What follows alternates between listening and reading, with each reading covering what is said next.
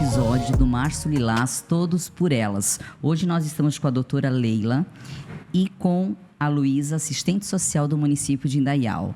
Mas, para quem não conhece, a gente vai dar aqui uma pinceladinha de quem é a doutora Leila. Seja bem-vinda. Muito obrigada, Sheila. É um prazer estar aqui nesse podcast para tratar de um assunto tão importante que é sobre o direito das mulheres. Eu sou juíza aqui da Vara Criminal, até completar. Trabalho já há mais de uma década aqui na comarca de Indaial e, por conta da demanda de trabalho, principalmente na área de violência doméstica, é algo que está no dia a dia do meu trabalho. Doutora, seja muito bem-vinda. Luísa, muito obrigada pela presença também, assistente social do município de Indaial. Fala um pouquinho para nós, quem que é a Luísa? Bom, primeiramente eu agradeço o convite por estar aqui, participando de um assunto tão importante. Eu sou assistente social já há 8 anos, aqui no município de Indaial há quase 2 anos. E hoje eu sou coordenadora da Proteção Social Especial da Alta Complexidade, então que atendo as mulheres em situação de violência. É um assunto hoje bastante polêmico, na verdade, e que vem aumentado a demanda diariamente. Então, eu vou soltar aqui uma pergunta, pode responder as duas, uma pode estar complementando a outra. No quesito, quando falamos dos direitos das mulheres, do que estamos falando em palavras simples? Essa questão toda, o direito das mulheres, na visão de vocês. Eu acredito que é os direitos básicos que todo ser humano tem, que é o direito a viver com dignidade, com respeito, com liberdade. Eu acredito que seja nesse sentido, assim.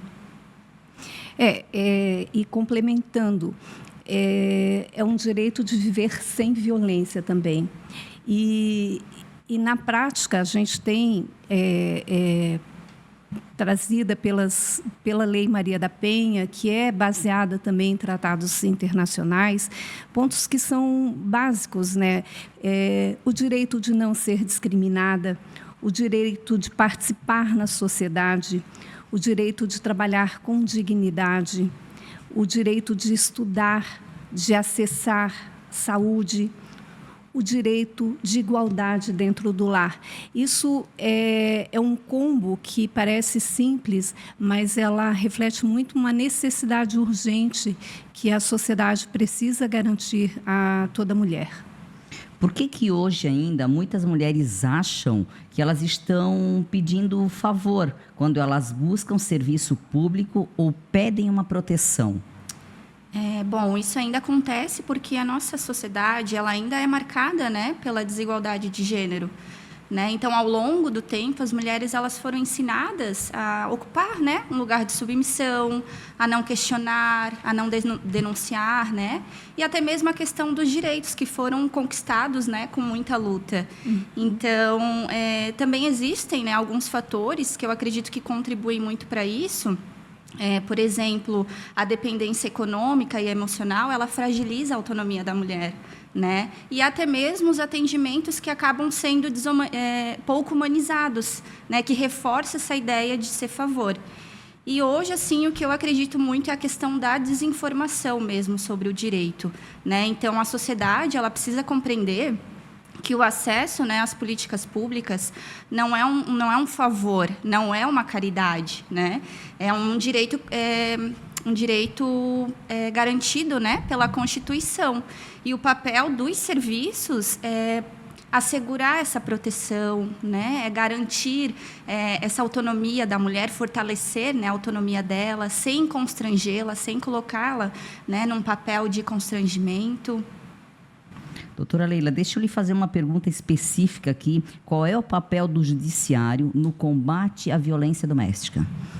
Bem, o judiciário tem um papel importantíssimo, porque é a porta aonde vão parar as denúncias, principalmente relativas a crimes e também, de uma forma genérica, a busca de direitos como um todo. E a a presença do judiciário tanto não só da garantia do direito, mas de estar atento, de estar sensível à situação do que é o problema da violência doméstica, do que são os problemas que invadem e que deturpam o direito da mulher, é importantíssimo. A gente ainda vive uma sociedade muito machista e isso também aparece no judiciário, muitas vezes de pessoas que ainda não acordaram, que não estão atentas a essa mudança que a nossa sociedade está gritando que precisa ser feita. Então, é claro, a gente não vai fazer comentários de decisões judiciais, mas a gente vê algumas vezes, inclusive no judiciário, ainda reforçando alguns mitos, algumas culturas patriarcais e machistas. Então, por isso é importantíssimo o judiciário estar se revendo, estar se reciclando e estar preparado para receber essa demanda que cada vez mais aumenta. Porque quanto mais a gente está falando sobre os direitos das mulheres e quanto mais a gente está criando essa conscientização do que é violência, isso acaba refletindo num aumento de demanda, porque a cada ano que passa, nós temos um aumento muito grande de número de processos que envolvem violência doméstica. E daí vão dizer, será que essa violência sempre existiu? Eu até penso que sim, porque muitas coisas no passado eram silenciadas e hoje se está tomando voz. Então, o judiciário ele tem um papel fundamental aí como um órgão do Estado garantidor do direito que tanto estamos lutando para que aconteça. E eu vejo, na verdade, acompanhando até algumas reportagens, né, hoje, porque é muito comum essa questão da violência doméstica, muitas vezes o próprio alívio da mulher, que quando vai para a delegacia, ela se depara com o processo dela nas mãos de uma delegada. Depois acaba chegando no fórum na mão de uma juíza mulher. Por quê? Nós não estamos aqui criticando, né, o lado masculino, mas existe a sensibilidade, talvez se colocar naquele local, né? Naquele momento ali, se fosse comigo, às vezes tem criança pequena, eu acho que, né, existe a sensibilidade. A mulher, ela tem essa sensibilidade diferenciada, na verdade. Eu creio que isso possa ter um fundo de verdade, até pelo menos na questão da observação da prática. Mas, Sheila, eu até me questiono se essa sensibilidade também não deveria estar nos homens. Claro. Porque quando a gente fala em direitos humanos, a gente está falando numa ética do ser humano. Ninguém está pedindo nada, um privilégio, ninguém está pedindo que um tratamento diferenciado, um tratamento de princesa, de rainha. Exatamente. Nós estamos buscando, e o que se fala é um tratamento de igualdade. É claro, igualdade respeitado as diferenças, porque as diferenças vão existir, as diferenças biológicas, isso é óbvio, mas a gente precisa ter esse resgate desses direitos que, como a Luísa falou, são direitos humanos. Na verdade, também, a gente até tocou isso no podcast passado, que quando tem alguma situação que a mulher não conseguiu mais pedir socorro, que chegou nas vias de fatos, ela acabou indo a óbito, tu observa muitos questionamentos e muitas críticas de outras mulheres. Né? Então, assim, naquele momento, todo mundo é juiz, todo mundo tirou as conclusões do ocorrido, mas eu acho que naquele momento não se vem ao caso o que aconteceu, o que não aconteceu, não deveria ter ocorrido aquele fato e ponto final. Me parece que isso é um das questões que mais a gente pode colocar como um mito ou como resultado da cultura machista, né? Que é o mito da vitimização, da culpabilização, aliás, da vítima. Então, quando você tem um crime de violência, as pessoas não questionam o agressor, elas questionam a vítima. Mas será que ela estava usando a roupa adequada? Será que ela estava se comportando da forma adequada? Será que ela não falou nada que provocou ele? Então, isso é um mito que a gente precisa derrubar. Eu acho também o que acontece muito ainda, né, a questão de naturalizar mesmo, né, a questão da violência, que eu acredito que a gente vai aprofundar um pouco depois.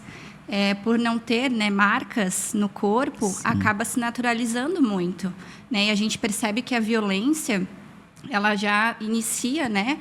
Já vai dando sinais sutis, mas já vai dando sinais. Então, quando chega realmente ali na agressão física, ela já está muito escalonada, né? Esse é um questionamento que eu vou querer a opinião de vocês duas agora. Sim. Todo mundo, né? Todo mundo acha que a violência doméstica ela é agressão. Isso. Mas não é só isso. Quando chegou na agressão, já foi um colapso total. Quais são os tipos hoje de violência? A questão ali, então, das violências, né? A Lei Maria da Penha, ela elenca 5 principais tipos de violência, né? Então, a violência física, que é a agressão ao corpo mesmo, né? Que são empurrões, tapas, soco, chute, puxão de cabelo, né? Tem a violência psicológica, né? Que quando ela traz um dano emocional para aquela mulher, né? Então, xingamentos, humilhações, até mesmo o isolamento dela, né? Da família, de amigos. Tem também a violência sexual, né? Que é quando a mulher ela é obrigada a manter relação sexual sem o consentimento, e até mesmo quando ela é impedida de usar algum método contraceptivo, né? Tem também a violência patrimonial, né? Que essa também é muito naturalizada, né? Que é reter, destruir ou controlar, né, documentos pessoais, bens, né, cartão bancário, ou reter o salário todo da mulher, né, para o homem, dizendo que não, é eu que administro, né, a questão financeira da família.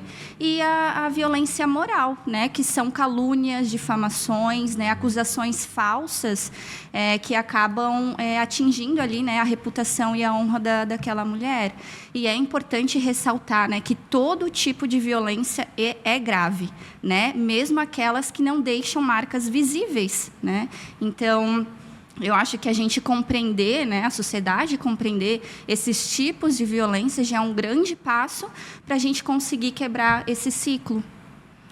Com certeza. Essa reflexão sobre a gente imaginar que a violência ou a agressão é aquela que deixa a marca aparente é um erro, porque, via de regra, as violências mais graves, elas não deixam marcas aparentes, são marcas invisíveis e são marcas muito profundas, não só na vida da mulher, como também na vida da família dessa mulher.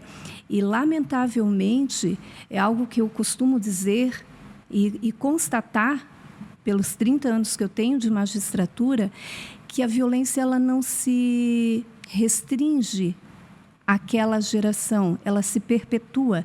É algo assim, muito triste a gente ver que os padrões de violência dentro dos lares brasileiros, elas são repetidas depois. Tanto no aspecto do filho, que vê o pai bater na mãe, que acaba repetindo essa conduta, como também na filha, que vê a mãe apanhando do pai, que entende que isso é uma forma de amor, está tudo bem. Então, o marido dela, quando agredi-la, ela vai olhar isso com naturalização, porque sempre foi assim. Então, a gente tem que olhar essa violência com o aspecto legal, que são esses pontos, né, que são definidos pelo Código Penal como crimes de violência, como crimes contra a mulher, mas também aquilo que se perpetua na alma e que se perpetua na nossa sociedade. Então, é um alerta, é importante saber, a violência não é só aquela que deixa marca, a marca visível, ela deixa marcas invisíveis. E eu até ouso dizer o seguinte, às vezes as pessoas perguntam, tá, mas como é que eu vou definir que uma conduta ela pode ser uma violência ou não, uma brincadeira ou um agir? Você tem que se perguntar, isto te deixa incômodo? Te deixa machucado, magoado? Porque a partir do momento que você começar a responder sim a isso, esteja atento que isso já é um sinal de violência. Sem dizer que nós temos que ficar alertas pelo colega de trabalho, pela chefia direta, né? Hoje a gente está aqui num foco mais questão casal e tal, mas isso também acontece no trabalho, isso também acontece com o teu colega de trabalho. Uhum. Então, fique bastante alerta. Às vezes uma brincadeirinha sem graça, às vezes um grito da sua chefia, né, que te constrange na frente de algumas pessoas, isso também tem que ser olhado de uma outra forma. Uhum. Eu até vou complementar, Sheila, isso recentemente foi publicado na página do G1, agora eu não me recordo bem qual foi a pesquisa, mas, enfim, foi feita uma pesquisa que está se aprofundando sobre o tema de violência doméstica, e um dos pontos que me chamou a atenção no resultado dessa pesquisa é justamente que as mulheres entrevistadas, 90% aproximadamente, elas apontam que a violência sofrida por ela nos últimos 12 meses, porque a pergunta fazia essa referência temporal, que ela tinha sido presenciada por um adulto. Então, quer dizer que a gente está vendo as violências acontecerem e a grande maioria se silencia. Então, isso é um ponto que é de reflexão e que a gente precisa justamente quebrar aquilo que tu falou antes, né? Isso. Que é a normalização da violência. A gente precisa quebrar de que isso não é normal, que isso não faz bem, que isso adoece mulheres, que causa até prejuízo à economia, porque não é muito raro, e quem está na área do serviço social e psicologia pode até falar com mais propriedade, mas a gente tem visto muitas mulheres adoecerem com doenças psicológicas e psiquiátricas, né, que acabam agravando, ou às vezes até somatizando essas dores emocionais para o próprio corpo e adoecendo. E daí, quem é que paga a conta de uma mulher que fica afastada 1, 2 anos para tratar uma depressão? É o Estado, é a sociedade. Então, a gente precisa refletir sobre isso e ver que a repercussão dela é bem além daquilo que a gente imagina, de ser apenas um problema doméstico. De forma bem simples, o que a Lei Maria da Penha garante? Eu vou dizer assim, um acesso mais rápido e mais emergencial para tratar sobre as questões de violência. Ela traz um bojo de direitos e eu gosto sempre de ressaltar, porque eu acho que isso é importante para as pessoas saberem. A Lei Maria da Penha é considerada, no mundo, uma das 3 melhores nos países, né, que tratam sobre o tema. E ela traz um bojo de direitos, mas o que mais ela capacitou, principalmente até o judiciário, a polícia, é de agir com mais emergencialidade. Por exemplo, são as medidas protetivas que permitem uma ação de interrupção da violência. Então, me parece que ela traz consigo esse grande mérito e essa grande carta na manga no combate na prevenção à violência doméstica. Doutora Leila, aproveitando esse gancho, né, já é um outro questionamento em seguida, como é que funciona hoje, na prática, essa questão da medida protetiva? Então, vamos supor assim, eu fui agredida, fui na delegacia, fiz o boletim de ocorrência, aí esse boletim vai já para o fórum. Como é que funciona? Eu faço o boletim e eu peço a medida protetiva. E aí, qual é o próximo passo? Bem, a medida protetiva é um pedido que a vítima faz, que pode ser feita na delegacia ou na delegacia virtual. Hoje existe aqui em Santa Catarina essa possibilidade, onde ela vai narrar a situação de violência que ela entende estar sofrendo e fazer o requerimento de medidas como, por exemplo, o afastamento do agressor do lar conjugal ou a proibição desse agressor de se aproximar dela, de seus familiares mais próximos, a proibição de ele manter contato. Também pode se estender uma proteção para os filhos, como, por exemplo, suspender direito de guarda, fixar pensão alimentícia, também até em algumas situações determinar ordem de educação para o agressor, né, que é a participação em grupos reflexivos. Por exemplo, aqui em Indaial nós temos esse trabalho.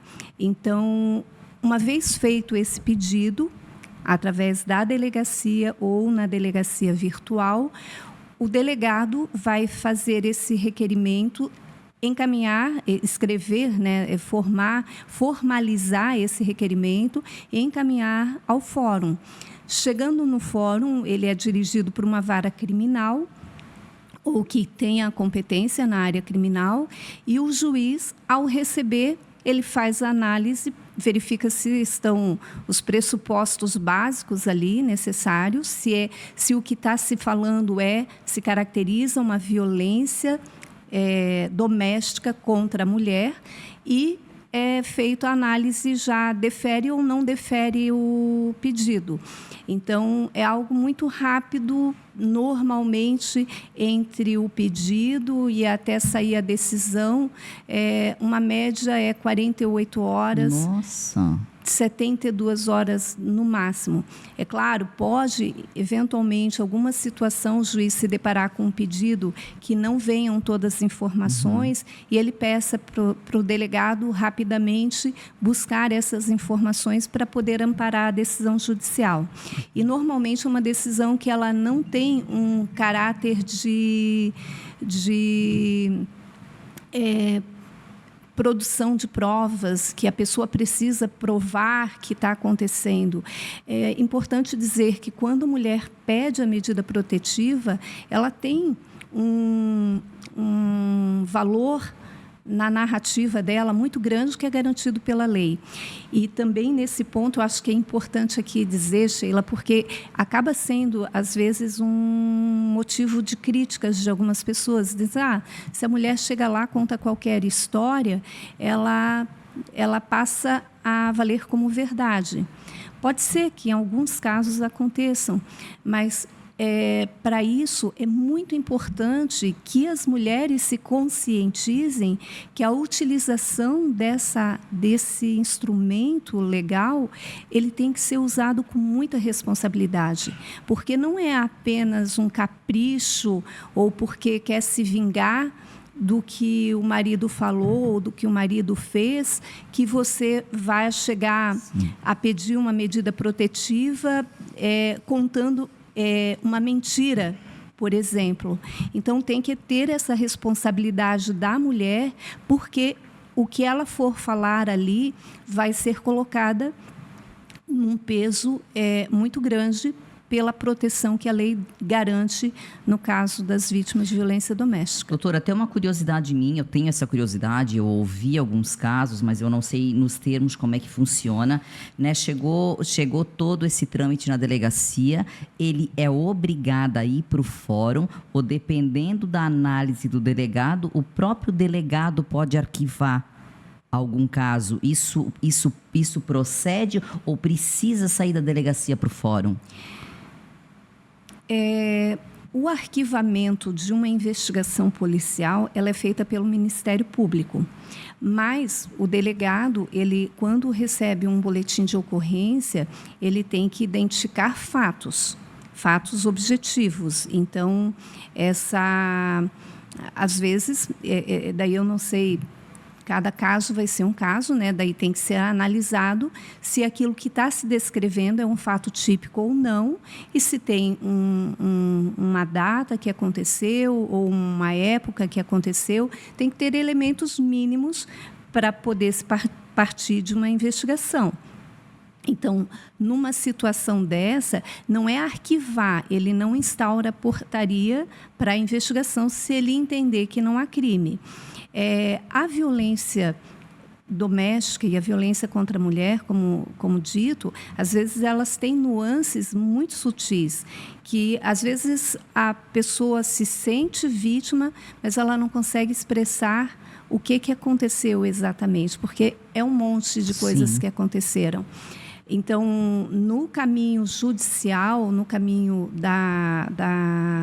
de investigação e de encaminhamento para o Ministério Público, pode se verificar assim, olha, aqui não tem prova suficiente para oferecer uma ação penal, ou aqui esse inquérito, o delegado pode entender que não tem aqui elementos para poder instaurar um procedimento. Por exemplo, um crime de ameaça.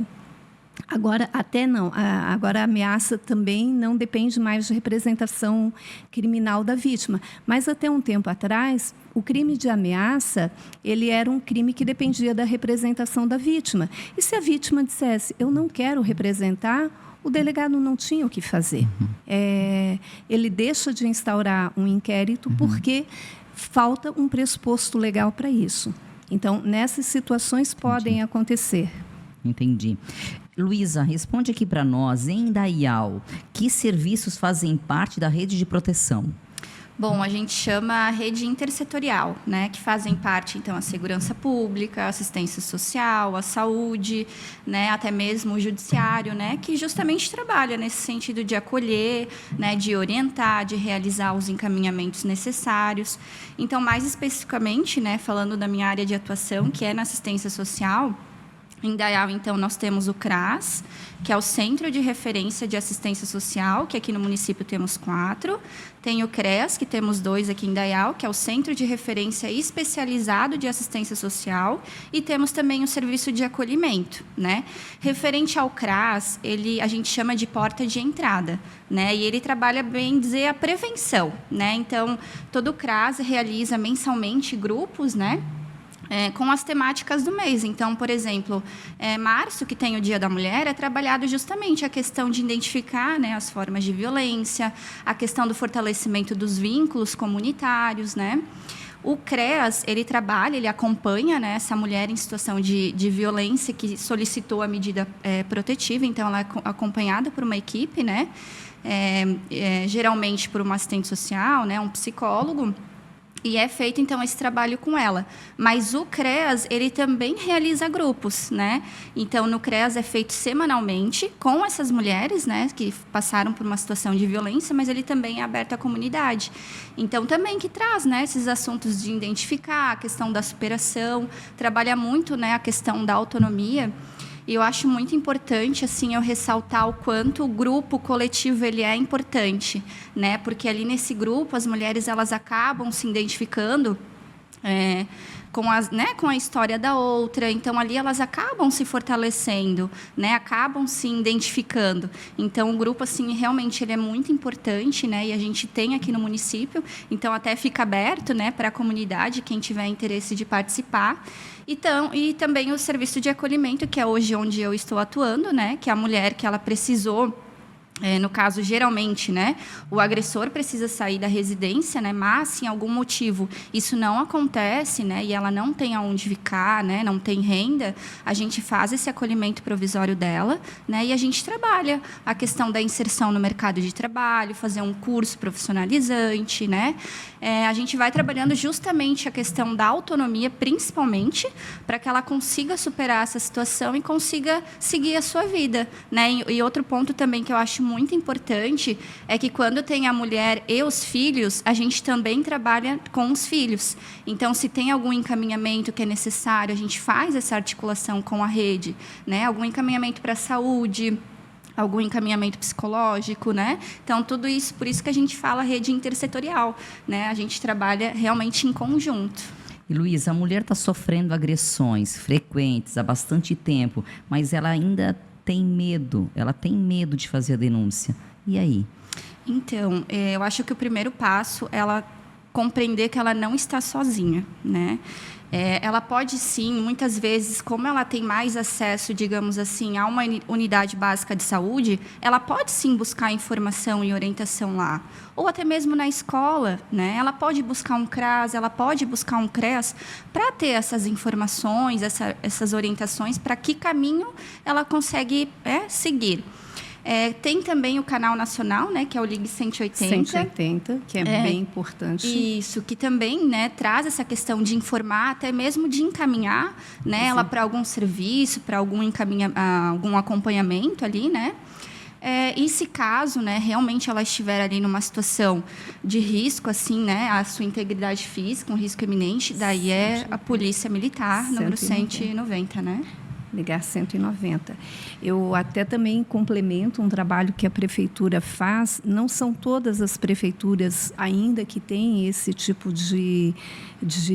que desenvolvem esse trabalho, embora esteja contemplado na Lei Maria da Penha, que é o trabalho de reeducação dos homens e que aqui em Indaial é feito através dos grupos reflexivos de masculinidade e gênero, que aonde são encaminhados homens que acabam se envolvendo em denúncias de violência doméstica e que eles recebem esse acolhimento e que é muito importante dizer, né, não é uma punição para eles, mas é um espaço de fala, um espaço de acolhimento também para o homem, para permitir ele a reflexão. Não tem o objetivo de mudá-lo, de transformá-lo, porque cada um tem a sua mudança e a sua transformação no seu tempo, mas de permitir que haja esse diálogo com o homem agressor e que ele possa, muitas vezes, enxergar aquilo que ele não enxerga, que é violência.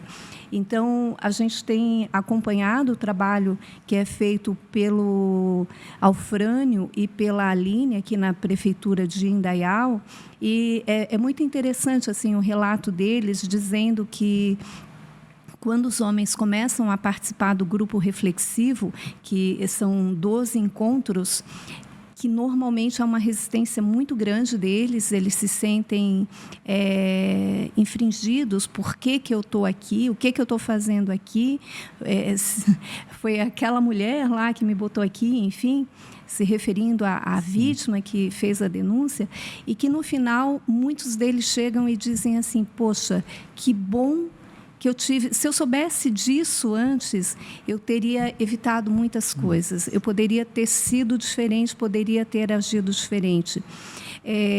Eu tenho um relato também de um ex-participante, na verdade, ele ainda participa de grupos reflexivos como um apoio, que é um cidadão chamado Gleison, que ele trabalha principalmente ali nesse apoio nos grupos reflexivos de Blumenau.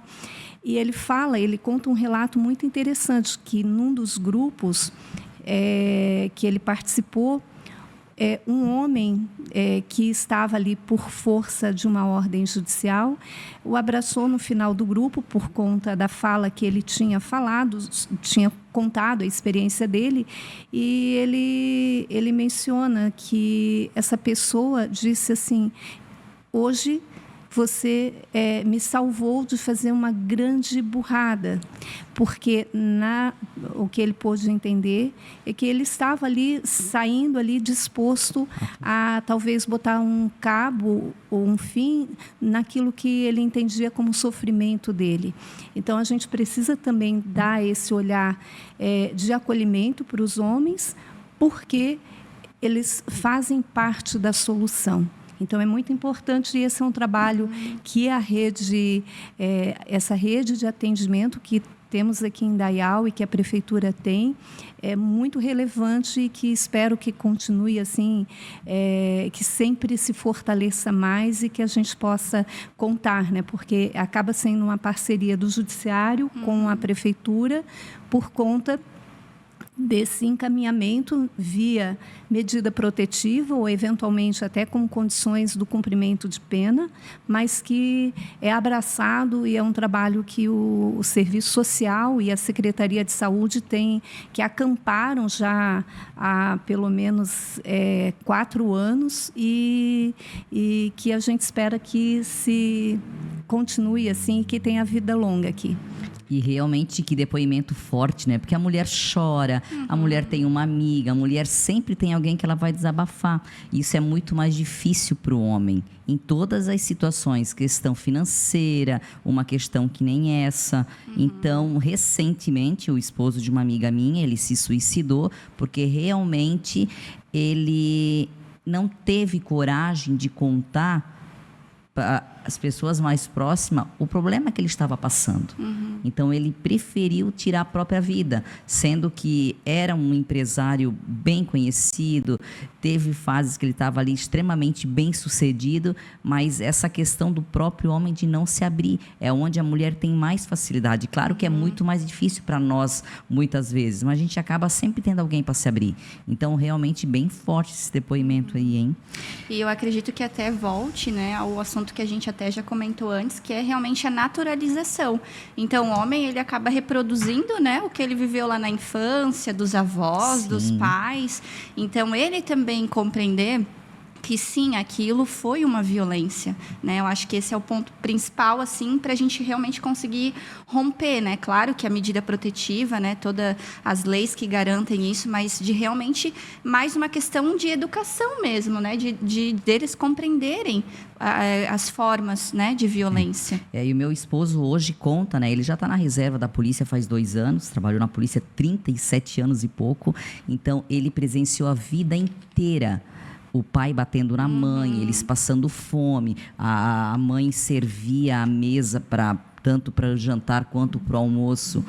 O pai ali embriagado, derrubava tudo, só ele podia comer. Então, assim, aquilo ali tudo foi colocando um olhar nele, onde encorajou ele para a polícia. Depois que ele entrou na polícia, ele era o mais velho em casa, então ele acabou se encorajando também de, em alguns momentos, colocar o pai no lugar dele, mas graças ao bom Deus, ele não herdou esse lado violento, ele conta hoje muitas histórias, assim, se emociona ainda. Os pais dele hoje já são falecidos, mas ele viveu, assim, algo que, quando ele começa a contar mesmo, então, graças a Deus, é algo que ele poderia ter absorvido para ele, ter sido um cara agressivo, um cara grosso, e é impressionante, tá? Como ele realmente, ele optou pelo lado total de ser uma pessoa extremamente do bem.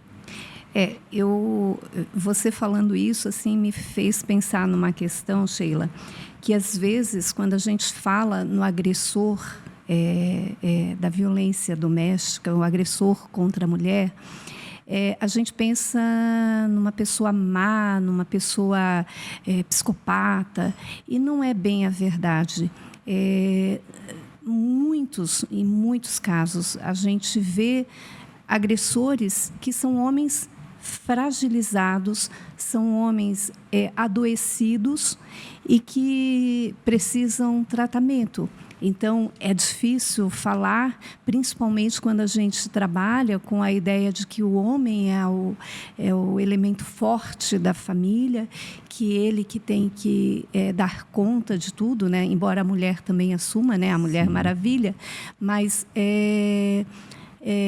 o que representa o homem muito é a força e essa fragilidade emocional que ele passa, muitas vezes colhidos pelas experiências vividas, ou mesmo até pela cultura que se impõe, né? Porque imagina, talvez há uns 50 anos atrás, quando você tinha bem definidos os papéis de gênero, de homem e de mulher, cada um tentava se assentar naquilo.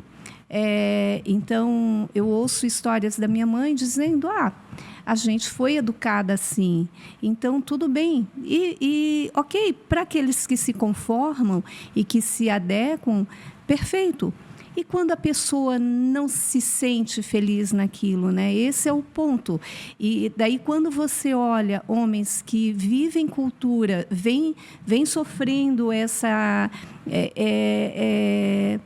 essas histórias que eles acabam acreditando que seja verdade, que o homem não pode chorar, que o homem ele tem que ser firme, e daí eles acabam não dando conta dos seus sentimentos. E quando se deparam com mulheres que estão aprendendo a dizer não, estão aprendendo a dizer assim, olha, calma, eu não sou seu ser submisso, eu não sou seu escravo aqui, eu não sou o seu objeto, eu sou uma pessoa e quero respeito.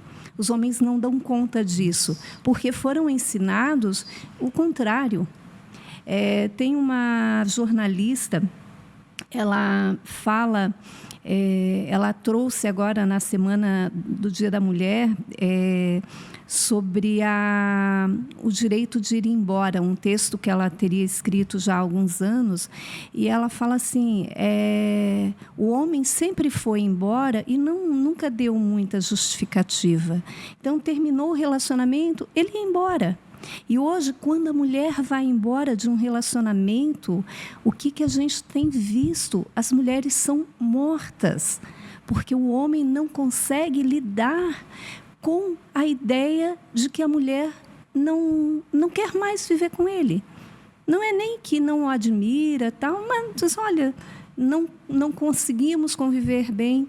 Então, são histórias absurdas, né? E que fazem volta àquela questão da culpabilização da mulher, que levam situações de homens matarem os filhos para punir a mulher porque ela foi embora.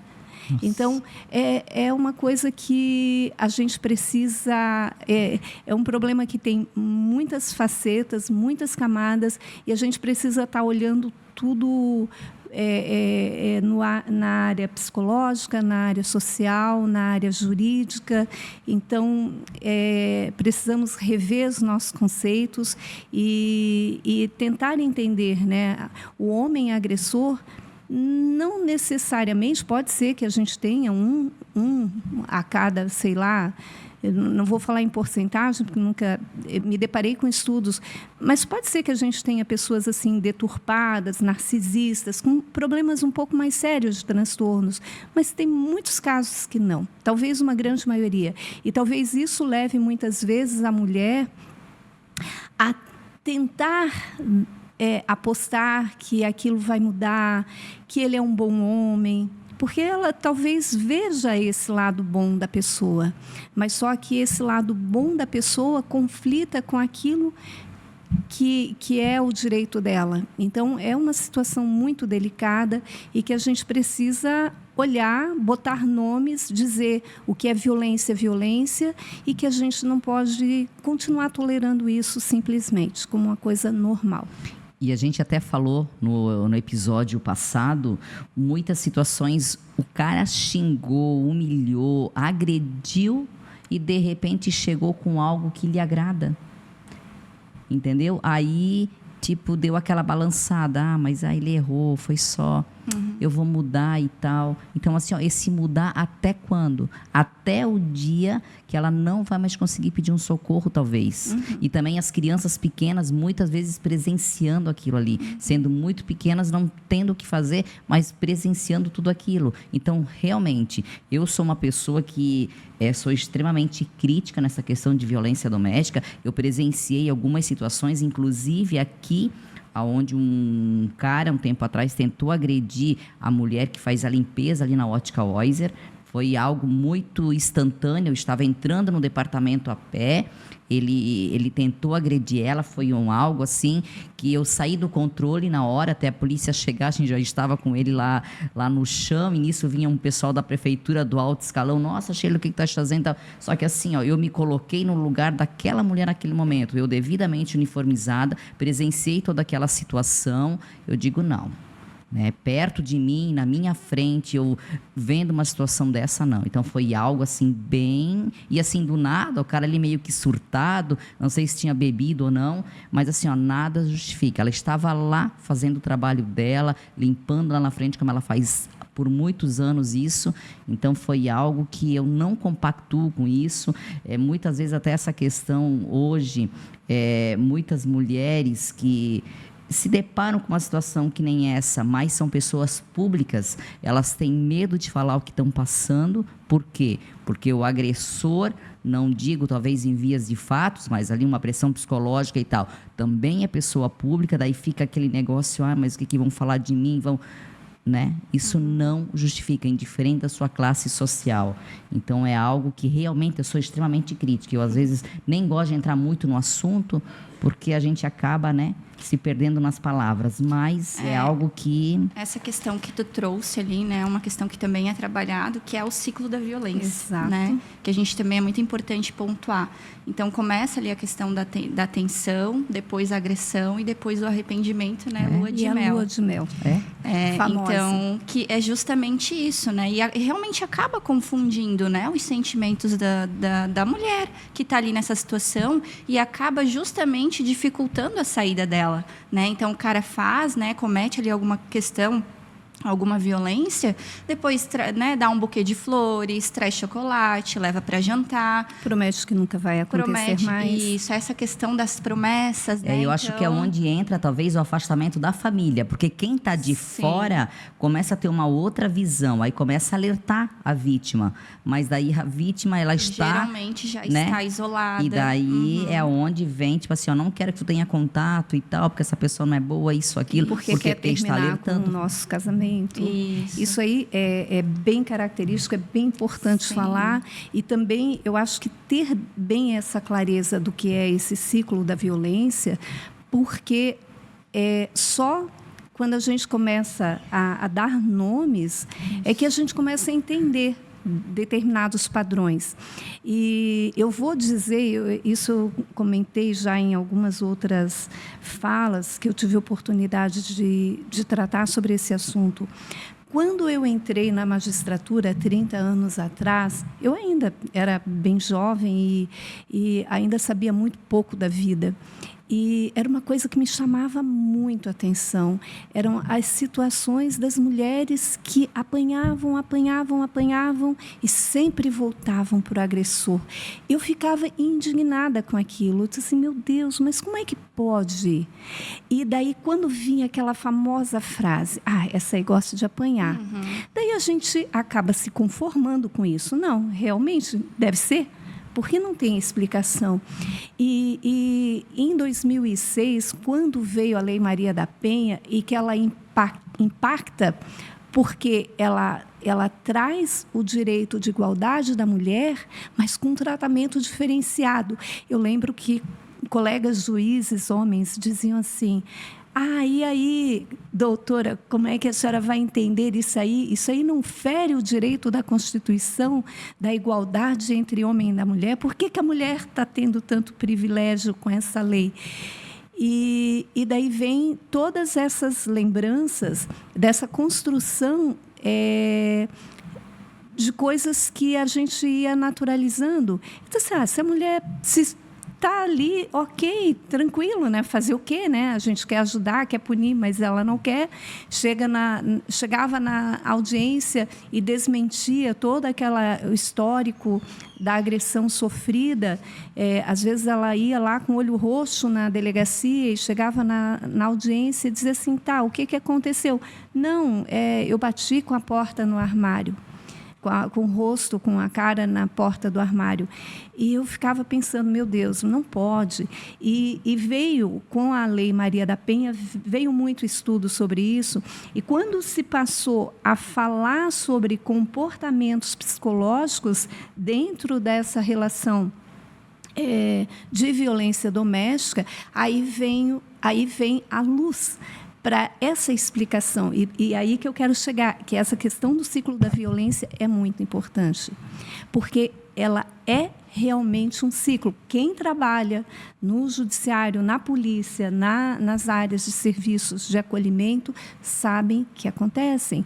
A mulher, ela sofre a agressão, essa agressão ela normalmente começa pequena, com falas que humilham a mulher, que minimizam a mulher, que desautorizam o direito da mulher, e começa depois com ameaças, com falas veladas de que vai fazer um mal, se ela se separar, ela não vai ficar com ninguém, vai perder os filhos, ou enfim, várias outras coisas. E daqui a pouco essa violência ela passa a ser mais física, com empurrões, com apertos no pescoço, e daqui a pouco vai para agressões mais violentas mesmo, assim, mais violentas não, né? Mas com violência que deixa marcas aparentes, que são socos, chutes e facadas e tudo mais. E daí passou essa explosão da violência, aí vem o arrependimento para o agressor. E daí o agressor, ele diz, não, eu estava de cabeça quente, eu não queria isso, é porque eu te amo demais, porque eu não suporto pensar em viver sem você. E daí a mulher diz, não, ele é um bom homem, ele vai mudar, eu vou acreditar. E daí vira a lua de mel, que toda mulher espera viver sempre naquele relacionamento. E daí a lua de mel tem um prazo limitado, e quando volta toda a história de novo, e o pior é que esse ciclo, em muitos casos, tem demonstrado que ele vai rodando mais rápido, porque a mulher ela vai chegando a um ponto que ela provoca, não no sentido de ela causar a agressão, mas ela espera que aquela explosão da violência aconteça para ela poder vivenciar um momento de lua de mel. É algo assim que a psicologia coloca que espanta. E só que ela vai girando cada vez mais rápido até que esse ciclo se quebra ou se rompe, porque a vítima morre. Então, isso é uma coisa que parece assim chocante, mas ela acontece, e a gente tem visto aí nas redes sociais, nos noticiários, do grande índice de feminicídio que o nosso país está sofrendo. Então, precisa-se entender que há esse ciclo, e daí quando uma mulher pergunta, tá, e daí eu estou me identificando nesse lugar, o que eu faço? Há como romper o ciclo, e o rompimento desse ciclo passa quase sempre pelo pedido de ajuda. E é importante, a Luísa falou bem claro, a mulher não pode se sentir sozinha. Se a família não acolher, porque, infelizmente, a gente ainda vai encontrar em muitas casas pais que vão dizer assim, olha, se casou, você escolheu, o problema é seu, não volta para casa. Ou vai encontrar outros familiares que vão julgar ela, porque você não está sendo paciente, porque você não está fazendo as coisas certas para ele estar agindo assim. Se a família não está acolhendo, procura ajuda, às vezes até em grupos de religião. Tem as portas do Estado, com o CREAS, com o CRAS, os postos de saúde, a delegacia de polícia. É um caminho difícil? Não é fácil, porque a gente sabe que... Uma decisão, né? É uma decisão que vai romper muitas coisas, mas ela precisa ser dada, porque só assim se quebra esse ciclo. E o que a gente acaba também percebendo muito, né, a questão da dependência emocional e a financeira, né? Muitas vezes a mulher ela acaba abrindo mão, né, da sua profissão, do seu trabalho, para se dedicar, né, integralmente à casa, aos filhos. Então, às vezes, ela acaba não tendo muito, né, não vendo muita opção de como sair daquele relacionamento. Às vezes, ela até consegue identificar a violência, mas ela acaba não tendo opção, né? Para onde eu vou? Às vezes está aqui na cidade, né? Não tem familiares, né? Os familiares residem às vezes até em outro estado. Então aí que entra muito, né? O papel fundamental da assistência social, de justamente dar esse apoio, né? Dar esses caminhos para ela, né? Essa articulação mesmo, né, com os outros serviços, para que ela sim consiga, ela vai conseguir, né, sair desse relacionamento, seguir a vida dela, né, vai conseguir um trabalho, vai conseguir, né, ficar ali com os filhos, enfim. Eu acho que é bem importante isso, o papel também, né, da assistência social. Eu acho que nós iremos longe com esse assunto. Eu tenho só mais uma pergunta para a doutora Leila, depois eu vou pedir que vocês deixam aqui uma mensagem final para as mulheres. Doutora Leila, quais as mudanças a senhora considera mais urgentes na legislação atual? Existe alguma do jeito que está? A senhora acha que agora está fluindo com mais agilidade? A senhora teria alguma opinião nesse sentido? Olha, Sheila, eu acho que a lei é o último ponto para a mudança. Eu penso que a mudança mais importante ela está realmente na questão cultural, porque da forma que a gente tem a lei hoje, se a gente colocasse em prática todos os comandos que, por exemplo, a Lei Maria da Penha traz, a gente conseguiria trabalhar muitas coisas, mas a gente precisa se estruturar, né? Se estruturar materialmente. A questão, por exemplo, da prestação do serviço social, a gente precisa ter nos municípios estrutura para o atendimento e para dar esse aporte econômico quando a mulher precisa. A gente precisa ter delegacias de mulheres que estejam capacitadas e preparadas para o atendimento da mulher.